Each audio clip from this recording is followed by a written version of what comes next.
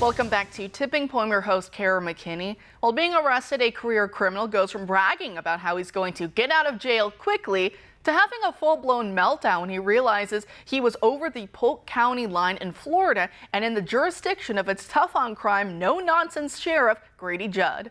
Tamari Lucas of Tampa was caught by deputies inside a stolen Dodge Ram after 1 a.m. Wednesday morning. One of his accomplices took off, but Lucas wasn't too worried when he was cuffed because he thought he was still in Osceola County. Take a listen to what Sheriff Judd says happens next. When we were arresting Tamari Lucas, he made the statement, "Hey, I'm in Osceola County. I'll be in, I'll be out." One of the detectives said, "No, this is Polk County." And he said, "O.F. Grady Judd. Those guys don't play there." Well, the reality is we want all burglars to understand that nobody plays. Pasco County, they're about to learn, doesn't play. When they can put a case together, they're going to charge them with up to 30 or 35 cases. Tampa PD the same way.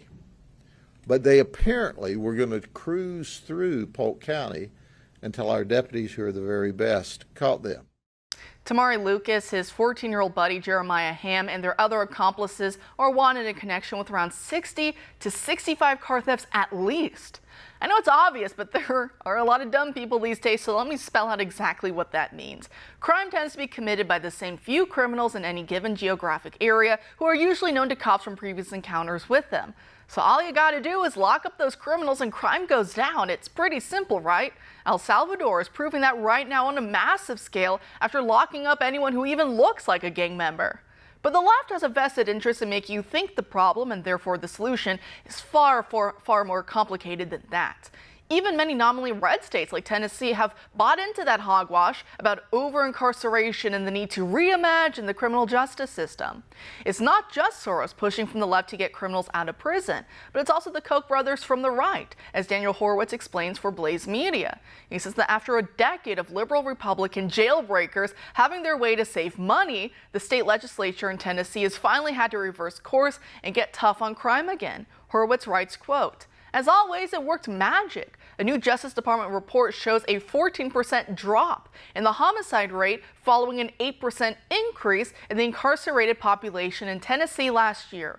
Preliminary numbers from the Tennessee Department of Corrections show that the incarcerated population has increased another 2% thus far in 2023. This reverses a decade-long trend of jailbreak policies. Joining us now to discuss is Michael Letts, the founder and CEO of Invest USA. Michael, thanks for being back tonight. Thank you, Kara. It's always a privilege to be on your show, and thank you for what you're doing for America.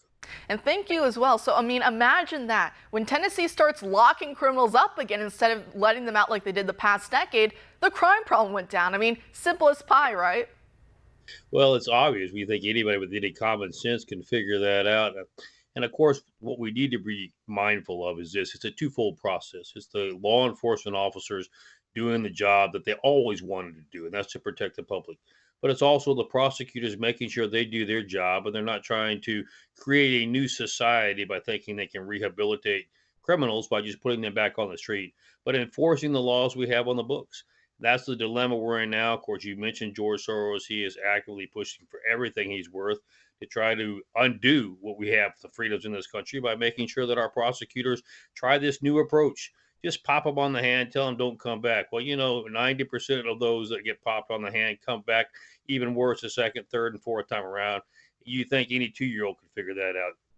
You would think so, but like you said, when the left, they have their agenda, so they're going to be blind to what's obvious right in front of all of us because they have their own, end goals in mind. And it's not to make any of our lives better. It's to make things actually far worse. But do you think it was pretty funny over there in Florida seeing that career criminal when he thought he was in one county and he's mocking the cops saying, "Yeah, I'll be out in no time. Why are you even wasting your time in arresting me?" And they're like, "Hold up, buddy. You're in Polk County. Do you know our sheriff?" And he just, as you could hear right there, he went, F, and he knew he was done for. But I mean, shouldn't criminals, even the sheriff was saying right there, the criminals should feel that though in any county, in any jurisdiction that they're in, that you break the law, that you should know that law enforcement is going to be there on your case in 2 seconds.